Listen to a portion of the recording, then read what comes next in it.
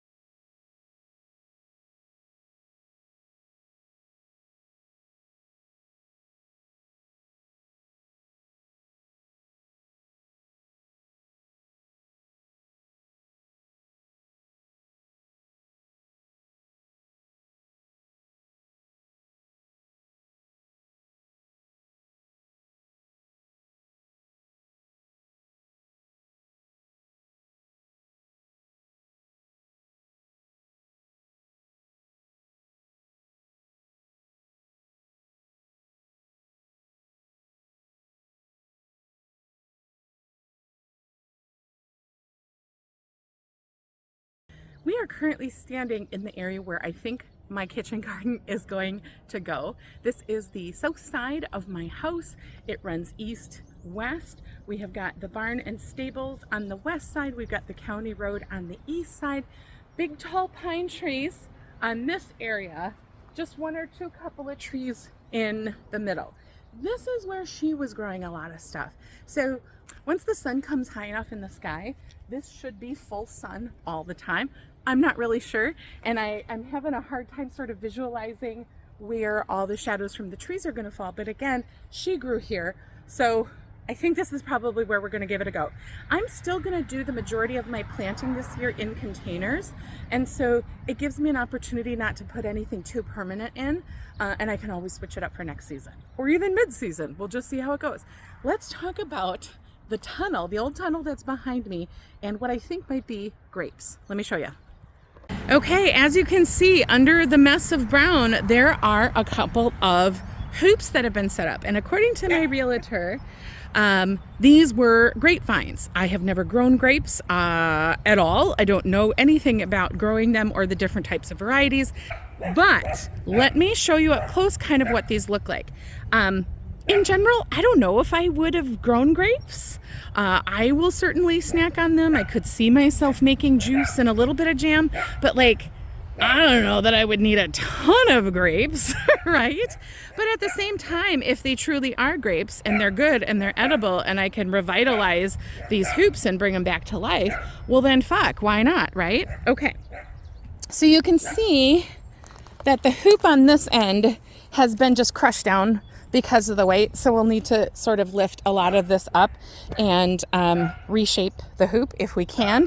The one on the end you can see is still standing up pretty tall and proud. Grapes are perennial, that much I know. I know enough to know that they generally have these big thick stems, but then I think what most grape growers do is I think they prune back a lot of this extra stuff. Because I think what happens is, if probably like anything, if you grow too much foliage, you don't grow enough fruit, right? So it's obvious that if these are grapevines, they have been out here and unattended probably for a few years at least. So I guess the question is, A, do we think these are grapevines? I see all the little tendrils here.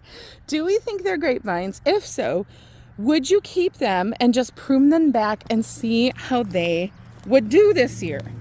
I am definitely leaning towards keeping them and seeing what happens, but I'd love to know what you think, because I have just never had them before, and quite frankly it's a structure that is already built.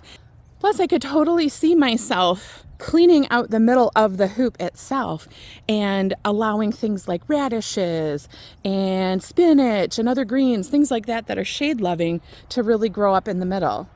I mean, it's an existing structure that sort of feels like it should be honored if we can. So let me know what you think. Grapes, no grapes, keep them, dump them. I'd love your opinion. If we decide we're going to keep the grapes, which, you know, we'll decide. There's a couple other structures that I want to put up in the same garden space. I am looking to either build myself or purchase a hoop house because I would really like to go heavy on the tomatoes and peppers this year, for sure. And so there's definitely enough room to put a hoop house kind of right in between the tree and the existing structure. I can also kind of angle it like a T and have a hoop house going this way and then the grapes going that way.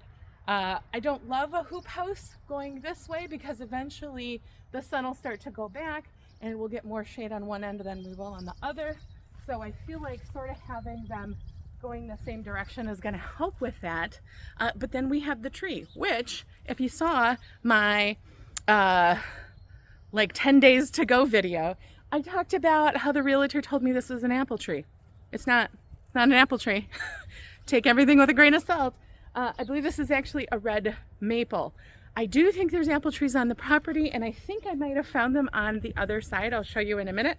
But this is not an apple tree, it's a maple.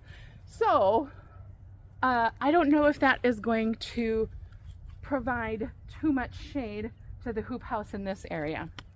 The upside to putting the entire kitchen garden on this side of the house is proximity to the door and to the barns, should I decide to store more stuff in the barn and stable areas. Space, there's just a huge effing chunk of space, so I'll be able to fit all my other containers, my steel tanks, my compost area, all of that will fit really easily up here, which is great. It's just the shade part I guess I'm a little unsure of. Let me go show you the north side of the house and tell you what I think we might do there. This is now the north side of my property. There is still a ton of space. I mean, seriously, compared to my little city yard, there's so much space regardless. There's a couple things I love about this area. One, like no high trees to cause a ton of shade. This is just gonna be full sun all the time, every day, all day.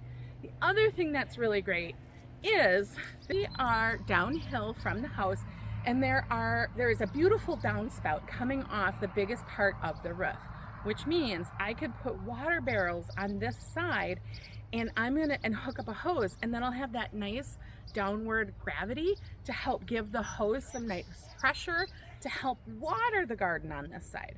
Whereas if I plant on that side of the house, I don't have easy access to downspouts for my water barrels, and even if I did, I think there's one gutter over there. Anyway, even if I did, it is an uphill push. So even the well hose is gonna have to like push water uphill to get it to where it needs to be. So that's not to say it's not gonna work out and we won't figure out a way. Those are just all the things that I'm sort of tossing around. The other thing about this side of the yard is this is where the leach field is for my septic system. So I don't think I can dig very deep. It would have to be sort of raised beds, which is just fine as well, just, you know, a little bit more work. I can look on the ground and I see a bunch of tulips, and it looks like daffodils and maybe a couple other things that are starting to poke their heads out of the grass. So she definitely planted flowers here at one point.